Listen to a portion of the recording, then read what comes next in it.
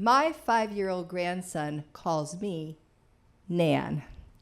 And as his Nan, I noticed when he was 2 years old already that he has this surprisingly good memory. And because of his good memory, he ended up going to kindergarten last September before he turned 5. Now, as his Nan, I was worried. He was going to be the youngest in the class. Even though I knew he wouldn't have any trouble with the schoolwork, I wasn't sure he was ready to follow a daily schedule. But he ended up having a really good teacher, and he did perfectly fine. Now, before school left out in June, my son and daughter-in-law started checking into a summer day camp for him. Now, as a side note, I did graciously offer just to move in with them all summer, which they promptly responded, no, with frightened looks. No, but thanks. But we found the perfect camp for him.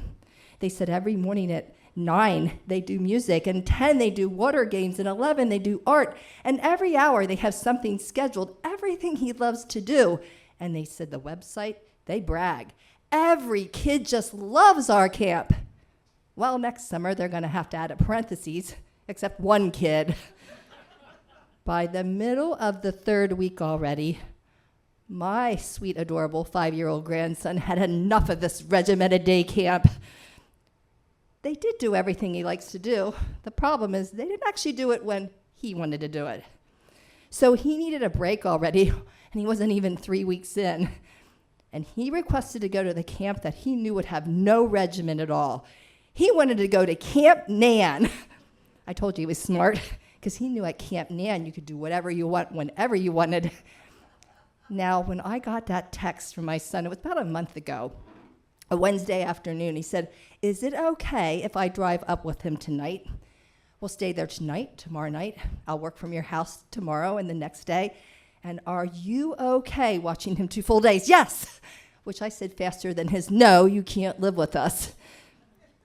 Now, you see, I've been waiting for this for a long time because a lot of my friends, their grandkids live really close. And they watch them all the time. They love to brag about it. That's what grandparents do. We try to one-up each other. But I think it's funny because when they leave, they're always so exhausted because they aren't in shape like this, Nan. I work out every day. But the first morning, by 8:30 a.m. already, I was flat on my back on the kitchen floor, exhausted, and I felt car sick. At 7 a.m., all he wanted to do was play with this old wooden marble racing track that was his dad's. It goes like this. It's all zigzaggy. And he wanted me to load the top tray as fast as I could as he methodically put the marbles through the hole. And he kept saying, faster, Nan. So I went as fast as I could, and the marbles were going like this, and after an hour and a half, I almost threw up. So I said, give me a minute. But he pulled me up and said, Nan, come on, let's dance. Dance! I didn't even think I could stand up. He said, go first, Nan. Make up a dance. I'll follow. Well, the best I could come up with in my condition was shimmy, shimmy, bum, bum, bum. I did that over and over. My grandson doesn't think as simple as me, but he loved it. He was laughing hysterically. He made me do bum, bum, bum with him for 2 full hours. But the afternoon got a little bit more competitive. My son set up the Nintendo too. My grandson started playing Mario Kart. It's a car game. His car was going all over the place. I could watch a second of it. But after 30 minutes, he said, Nan, it's your turn. My turn? I never played a game like this before, but I was good at it. I got through level 1 in 1 minute, and I was on to level 2. My grandson pulled the controller. It's my turn, Nan. I said, what do you mean? I only had it a minute, and I pulled it back as my son walked in the room, and his 68-year-old mom and 5-year-old son are fighting over the controller. It didn't help my cause that my grandson was standing there. He had tears running down his face, and he said, Nan doesn't know how to share. I said, seriously? And I bailed you out of that regimented day camp. Do you want to go back tomorrow already? And he said, it's still Nan's turn. 2 days later, when he left, I had never been so tired in my entire life.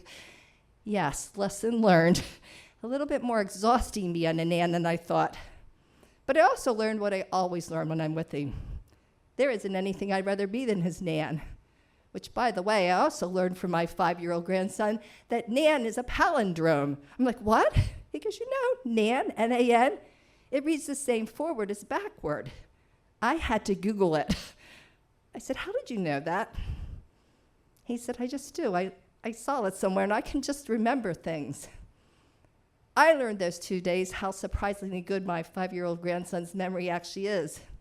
It's quite astonishing, but he's only 5.